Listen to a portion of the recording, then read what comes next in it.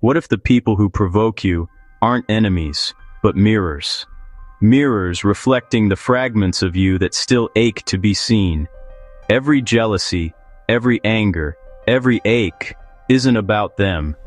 It's a part of you calling for attention, softly saying, "I'm still here." They call it the mirror law. Every emotion is a message, every reaction, a revelation. We think we're responding to others, but we're really remembering ourselves. That's the strange truth about emotion. It looks outward, yet it speaks inward. Real healing begins when you stop blaming the mirror and start reading the reflection. Your reactions are signals. They point toward the pieces you once pushed away, the feelings that never got to breathe. Anger that says, "I deserved better." Envy that says, "I forgot my own worth." Sadness that whispers, "I miss who I was." Each feeling is a messenger carrying truth from the self you left behind. Most people fight their emotions. They label them good or bad. They run from anger, fake peace, and hide pain behind positivity. But the mirror doesn't lie. It reflects truth, not performance. The person who provokes you most isn't your villain. They're your reflection in disguise. What you can't stand in them is often what you deny in yourself. That's the uncomfortable beauty of awareness. You stop trying to fix the world and begin to face yourself. Patterns repeat, faces change, but lessons stay until they're understood. Eventually you see, the common thread in every storm was you, not in guilt, but in recognition. Because what stays unhealed within keeps replaying without. The mirror law doesn't punish, it reveals. It shows how your inner world paints every face you meet. Carry rejection, you'll see distance in every eye. Carry shame, you'll hear judgment in every silence. Carry love, you'll find softness everywhere you look. Life bends to the colors of your emotions. Clear the lens inside, and the world clears with it. Emotional awareness isn't weakness, it's power.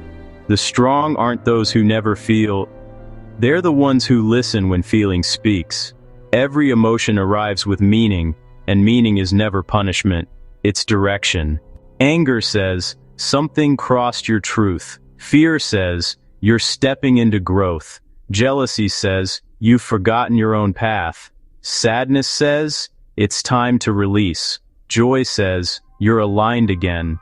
When you treat emotions as guides, not enemies, you translate pain into wisdom. But beware the illusion of healing. Many start performing peace.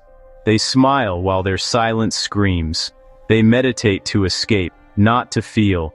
They chase light and reject pain, forgetting that light only exists because of darkness.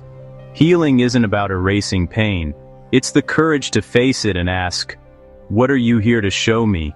Self-work isn't glamorous. It strips illusions and shows the face behind your smile. But inside that rawness is transformation. The deeper you look into the mirror, the clearer your soul appears. When you stop fighting your own reflection, you stop fighting life. You begin to see everyone as a mirror, even the ones who hurt you, especially them, because they reveal the power you once gave away. The mirror law humbles you. Once you understand it, anger softens into empathy. You realize that most people are just projecting pain, the same way you once did.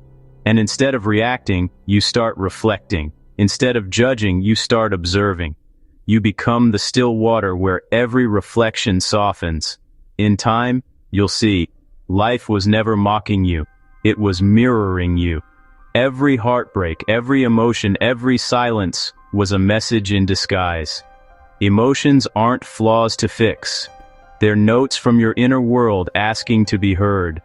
They come as mirrors so you can meet the parts of you your eyes forgot, but your heart remembers. When you see through emotion, you don't become cold. You become clear. You don't break the mirror, you polish it. And slowly, the reflection becomes whole again. Every emotion is a letter from the self you once silenced. And awareness, is simply learning to read it with love. So tell me, when someone provokes you next time, will you react to the mirror or listen to the message it's sending?